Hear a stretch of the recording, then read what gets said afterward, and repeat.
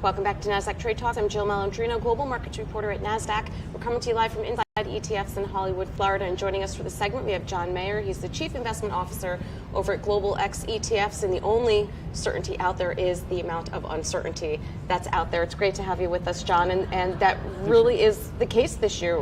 I was talking about the business cycle. Are we coming up to a recession? We have the election, which is certainly going to be pretty dramatic in the U.S., and we have Brexit going on. There's a lot that's out there, and you have to, use ETFs to help you manage that risk and diversify.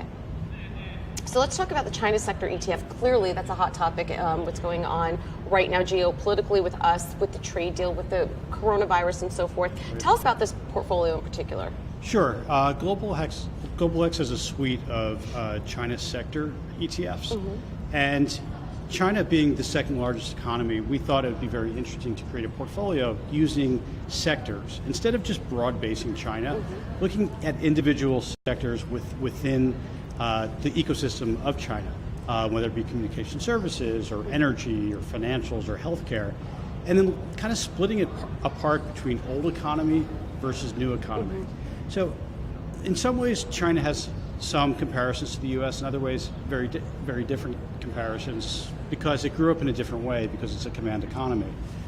We thought about mixing the old economy with the new economy, and the new economy is more technology oriented, and we thought by segmenting out specific sectors, you can come up with a solid portfolio. Yeah, I mean, it's also a consumer-led economy now too, Sure. versus being involved with the export-oriented sectors, as you said before, that marriage of really looking at newer technologies and sort of moving away from the older technologies to really take advantage of those dynamics that you're seeing in the Chinese market. For sure, and you even see in like healthcare, which is developing more in a technology-based way than you would see in the U.S. We're even seeing with the IPOs too, Asian IPOs, that a lot of them are that health tech that are coming to market here. Let's talk about thematic disruptors in the ETF model portfolio, because Global X is really known for that, for developing these thematic ETFs. It's almost like the new stock picking, right?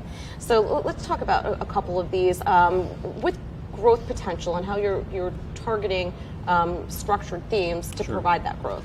So I've developed a thematic portfolio using both Global X ETFs as well as non-Global X ETFs. We take an open architecture approach, and Global X does have a strong focus on thematics, but some of the thematic ETFs may be too small to put in a portfolio that we put on outside platforms. So we really take an objective view in terms of the ETFs that we choose to put in our thematic disruptors portfolio. But the concept of this portfolio is to take advantage of the structural themes that are changing in the broader economy and use this as a portion of your overall portfolio. So developing a portfolio, you typically look at patterns from the past.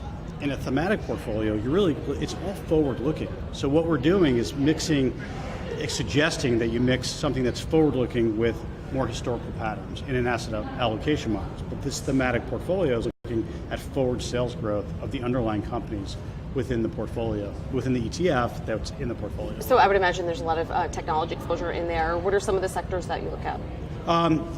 So what we try to do is we look at the traditional GIC sectors, and we look at something that's disrupting that sector. What's disrupting industrials? It's automation and robotics. What's disrupting financials? That would be financial technology. And then, so if you actually look in some of the ETFs on the thematic side, they may cross different sectors, but we're trying to look at what that sector it's disrupting in the more traditional sector. Yep, all right. Very interesting. Thanks so much for joining us, Jon. And thanks for joining me on Trade Talks. I'm Jill Malandrino, Global Markets Reporter at Nasdaq.